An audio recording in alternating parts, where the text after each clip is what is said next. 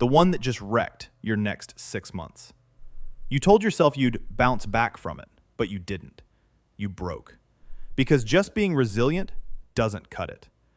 You need to become the kind of system that doesn't just bounce back, it actually gets stronger when things fall apart. That means better decisions under pressure, tougher relationships, and the kind of mental clarity that lets you see opportunities where others see only chaos. But here's the thing. There's a completely different way to think about stress, a way that most people never discover, and it changes everything. That's anti-fragility.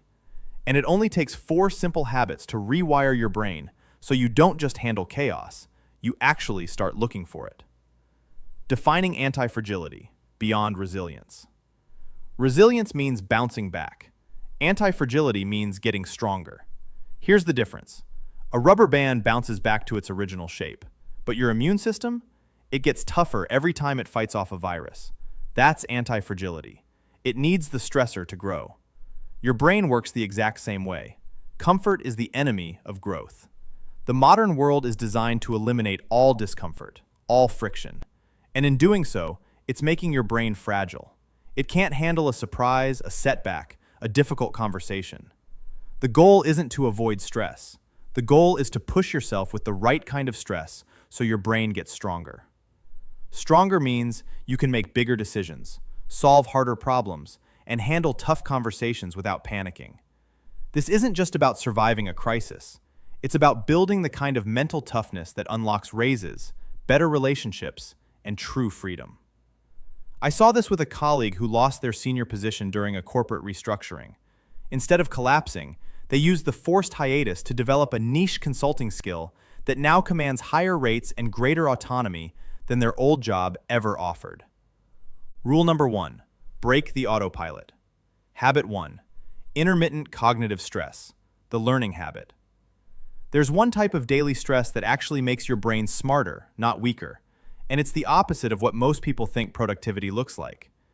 Your brain's default mode is efficiency. It wants to automate everything to save energy. This is why you drive home and don't remember the trip. Your autopilot took over. To become anti-fragile, you have to break this cycle deliberately. You have to force your brain out of its comfortable ruts. This is intermittent cognitive stress. It's not about constant grinding pressure. It's about short, intense bursts of focused learning on something that feels just beyond your current ability. The key is the struggle. When you're genuinely confused, when you have to concentrate so hard it's almost uncomfortable, that's the signal. That's the stressor that forces new neural pathways to form. Pick one skill, a language, a software, a musical instrument. Dedicate 20 minutes a day to pure, undistracted, difficult practice. Not consuming information, actively practicing.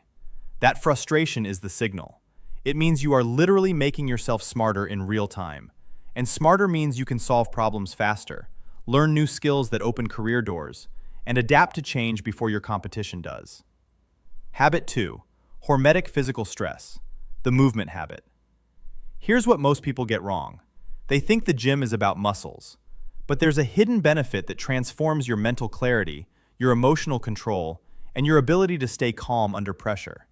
And it takes less than 5 minutes a day. Your brain is not separate from your body. It's housed there. The state of your body directly dictates the state of your mind. You can't have an anti-fragile mind in a fragile body. Hormesis is simple. A little bit of stress makes your system bounce back stronger. Your body adapts. It gets tougher. You are going to apply this to your entire system through movement. This isn't about going to the gym for an hour. It's about introducing acute physical stress throughout your day to reset your nervous system. The biggest one? Cold exposure. A 60-second cold shower in the morning is a hormetic stressor. It shocks your system, forces controlled breathing, and floods your body with norepinephrine, sharpening your focus for hours. I used this before a major pitch meeting last year. The acute cold shock erased my morning brain fog and let me respond to challenging questions with a clarity that felt like a superpower. Next, breath work. 90 seconds of deliberate, cyclical breathing.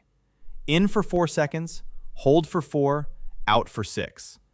This is a voluntary stressor that teaches your body you can control your response to pressure.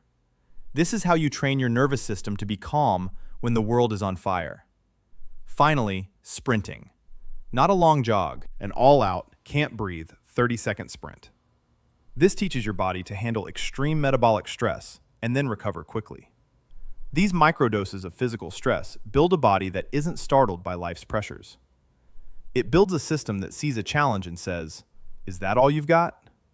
So when your boss blindsides you in a meeting, your body stays calm. When a relationship gets difficult, you don't panic. When an opportunity shows up, you're sharp enough to seize it. Habit 3.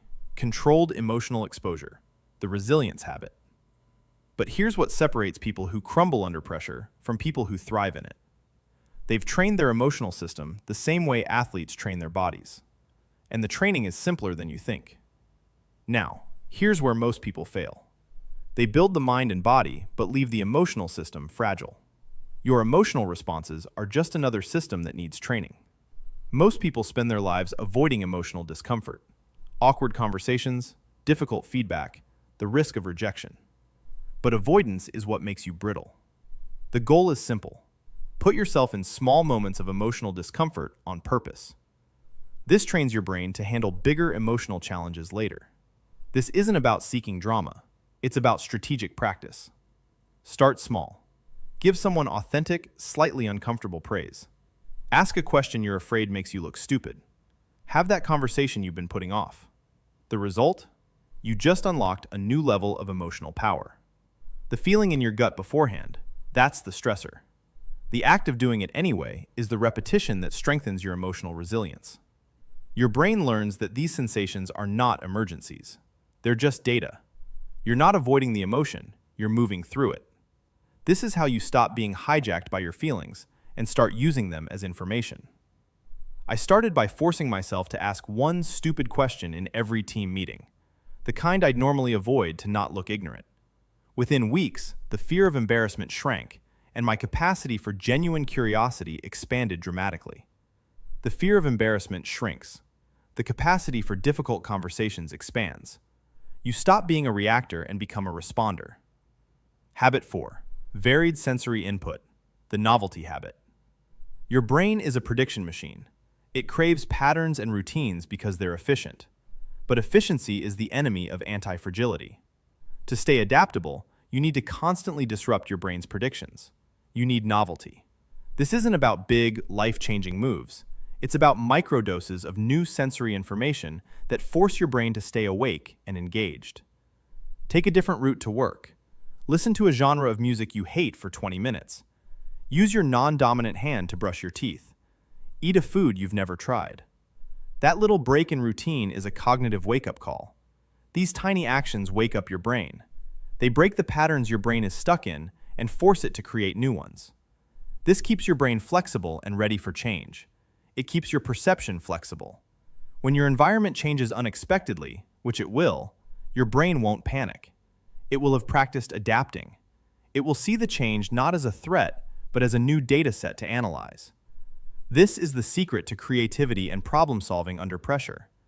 A brain that is constantly exposed to novelty doesn't break when presented with the unknown. It gets curious. When I had to suddenly relocate cities for a family emergency last year, the habit of taking different routes and trying new foods had trained my brain to see disruption not as a crisis, but as a puzzle to solve, making the transition far smoother than it would have been. Integrating the 4 habits. Building the anti-fragile lifestyle. The cognitive stress sharpens your focus. The physical stress regulates your energy. The emotional exposure builds your courage. The novelty input maintains your flexibility. Start with just one micro-habit from one category. Master it. Then layer in another. This isn't about a massive overhaul. It's about consistent, tiny stressors that compound into unbreakable mental strength. Your goal is to build a brain that doesn't just withstand chaos, but actively seeks the growth that only chaos can provide. That is anti-fragility. That is your new operating system. Pick one of these ideas, the cold shower, the difficult conversation, the new route to work, and test it today. Because every day you wait is another day your brain stays on autopilot. Another day you're not building the mental toughness that separates people who seize opportunities from people who watch them pass by. But start now, and within weeks, You'll notice you're calmer under pressure, sharper in conversations, and more flexible when life throws curveballs at you. If any of these 4 habits just clicked for you, if you're already thinking about which one to start with, hit the like button. It tells me this framework landed, and it helps other people find it too. Conclusion and next steps. But here's the secret most people miss. These 4 habits aren't separate. They're one integrated system. And when you combine them, something happens that's bigger than the sum of the parts. That is the architecture. 4 habits that transform your brain from something that breaks under pressure into something that demands it. Let's boil this down to the 4 commands you need to remember. Learn something hard every day. Move your body with acute stress. Feel the discomfort of difficult conversations, and change your routine with novelty. That's the anti-fragile system. It's not a massive overhaul. It's 4 tiny stressors that compound into unbreakable strength. If this framework changed your perspective, let me know which habit you're starting with in the comments below. And subscribe for more videos on building your anti-fragile life.